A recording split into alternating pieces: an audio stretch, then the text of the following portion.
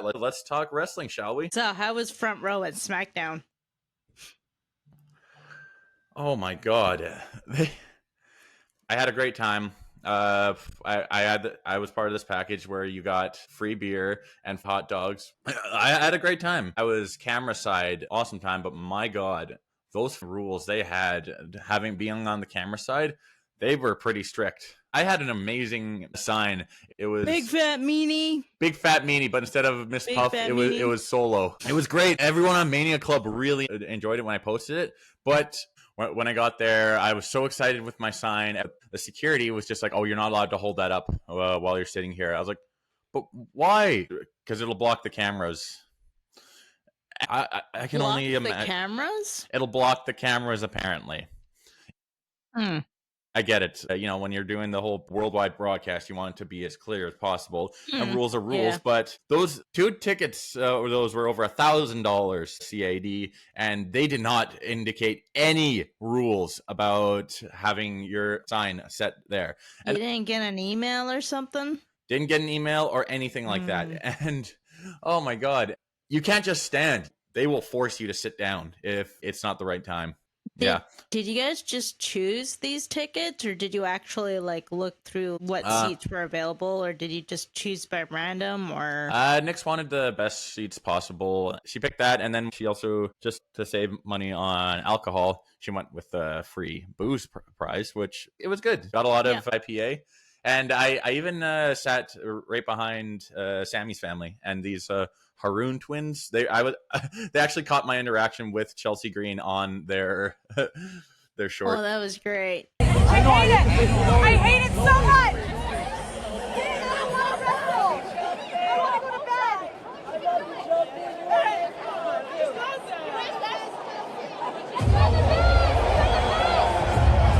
Hey, you finally got one. You finally got one. You finally got acknowledgement. I do hope his eyes gaze upon me, and that my allegiance is recognized. I don't know. Notice me, senpai. Notice me. I got character, but I got one. I got acknowledgement of pure disgust. I wouldn't want it any other way. It was so nice. I'll admit I was a little bit of I was pretty drunk during that whole time, and there were a few times when I was shouting, "Sammy sucks," knowing that his family's right there, and they would damn well hear it. And the guy next to me just thought it was so funny. And then eventually Sammy's wife turned around, and I was like, "I'm just kidding. I don't actually mean it. I don't hate your husband. I'm just really upset about this whole cross situation." She's like, "So am I." Yeah. No, were you drunk at that point, or were you I was drunk. I was again they meant free booze. They meant free booze. Every time I was done, I'd get 2 IPAs, please, and I would just pound those down and then just go for more. Oh, it was unlimited. It was unlimited. Oh shit. I was really drunk. I hope Solo got to see my sign before, but eventually it did get taken away because when the MFT came out and Solo was cutting his promo, I was just holding the sign like this, not like this or anything like that, just right up to my chest. They yanked it right out. And then they gave you 3 strikes, right? They gave you 3 strikes. That was the one. And then, and by the way, during the commercial break, it was sign of the night. All right, hold up your signs and everything like that. And I thought, okay, sign of the night. Cameras aren't rolling. I'm going to go grab my sign and I'm going to hold it up.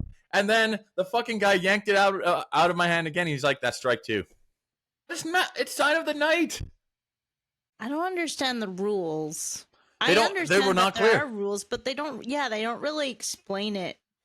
I understand Ticketmaster and WWE are 2 completely different companies, but you're spending a lot of money on those damn tickets. So it would be very nice to at least have clear written rules about certain things because they were strict. Like I the Bell thought that Center would be in an email, especially if you sat front row. I thought that would be in an email, like what they do with VIP. They usually sent us an email saying you can't do this and you can't do that.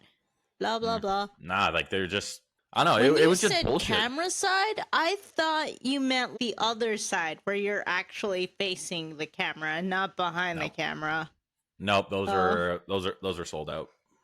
Oh, that would have been really cool though. Yeah, I would have. A lot of people in Mania Club were saying that my sign's going to go viral, but and it was a really good sign. I could have done something with a lot more greater detail, but I wouldn't. You should have posted it on Reddit. I'm just saying, you should have posted it on Reddit. I can still do it. I can You still could, do yeah, it. you can. I can tell Or my whole Twitter, story.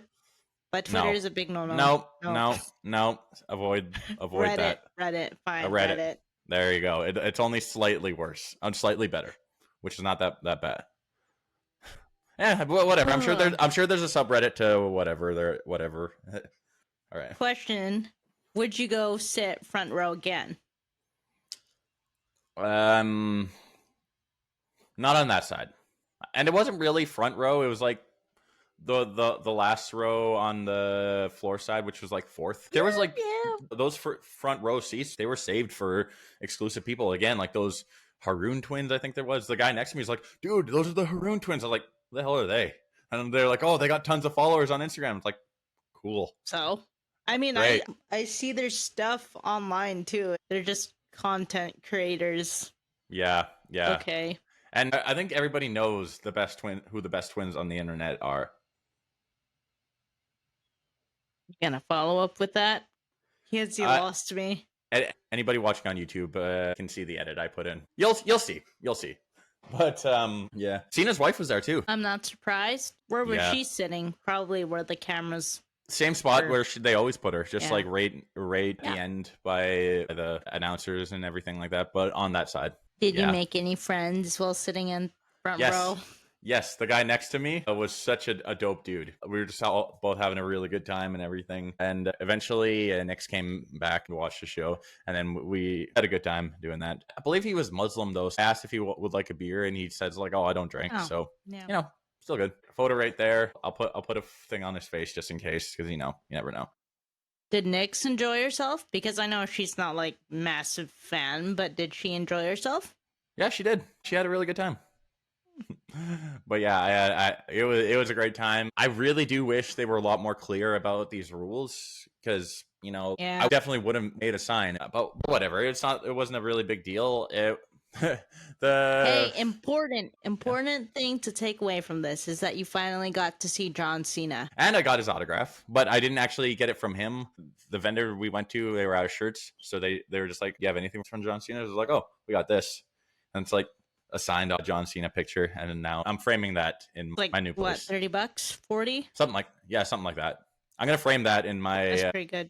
New place in Montreal. I'm excited for you. Yeah.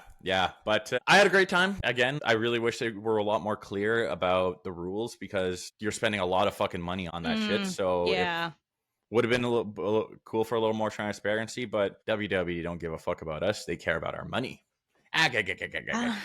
How? How was the dark matches?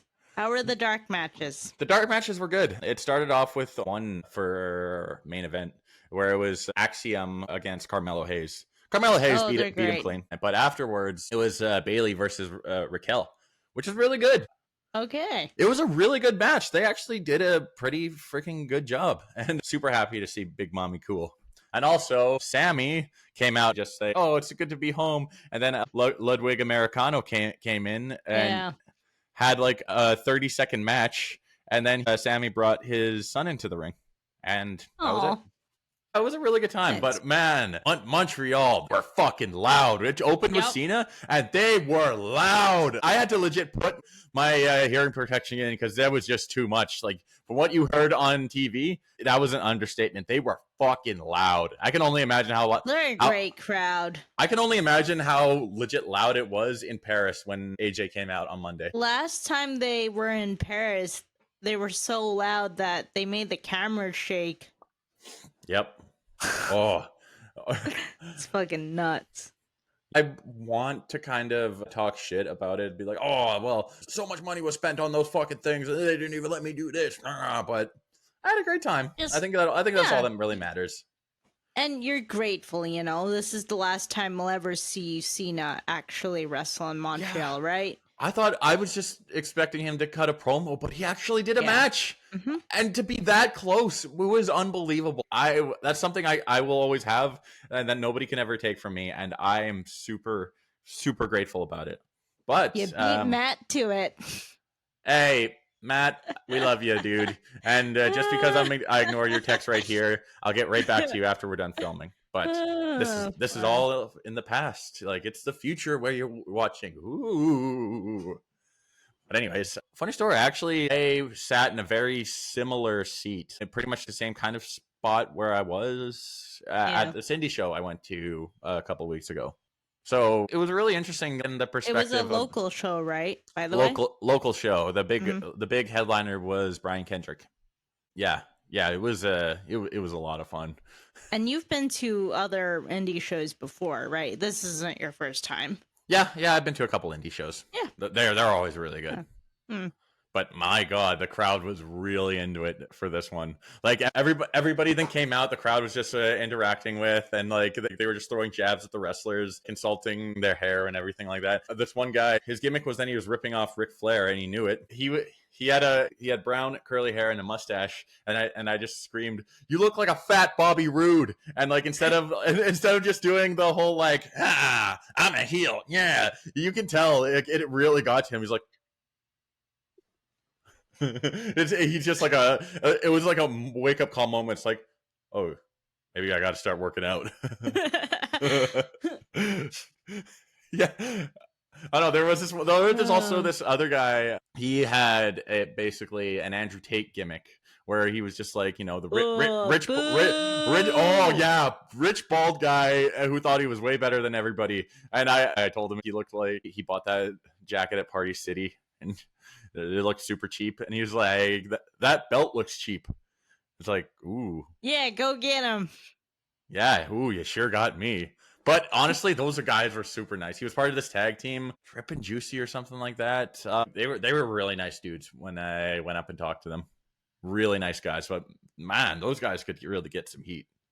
And you clicked with one of them, didn't you? Yeah. Well, I didn't actually get a clip of them promoting the podcast, but I did get a picture with them, and I had a really nice conversation with them and everything. And one of them was from Grand Prairie, where I'm currently at right now, at the time of this recording.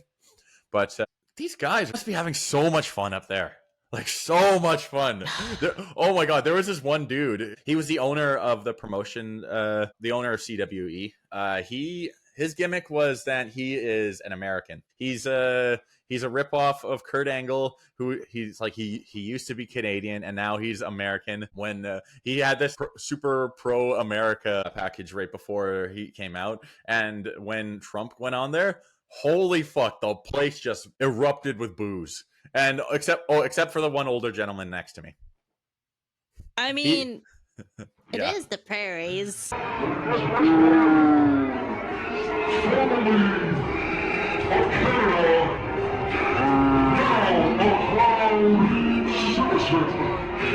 United States of America, hotshot, Danny. We can hear you. Boo! Still sounds better than that song. You suck! Americans are tougher than you. Boo! Wannabe? Americans are smarter than you. Boo! Americans are better than you. Boo! But most importantly, that the greatest country in the world is the United Boo! of America. Boo! His opponent was Crude Oil Cody Mack, and his gimmick was then he is an Albertan oil worker. Really nice dude, though. Oil. Yeah, Crude Oil Cody Mack. Honestly, all really nice guys. And I showed Bryan Kendrick the picture of me and him when I was younger, and he was very happy to see me again. Aw. Super nice guy. Super nice. Every single one of them were so great. And the show was just so much fun. It was You amazing. took a lot of pictures, right? And you took photos? I took a lot of videos. Videos? Took a lot of videos, yes. More stories, but yeah, a lot of videos. So, you had your first time sitting front row, and I had my first indie experience.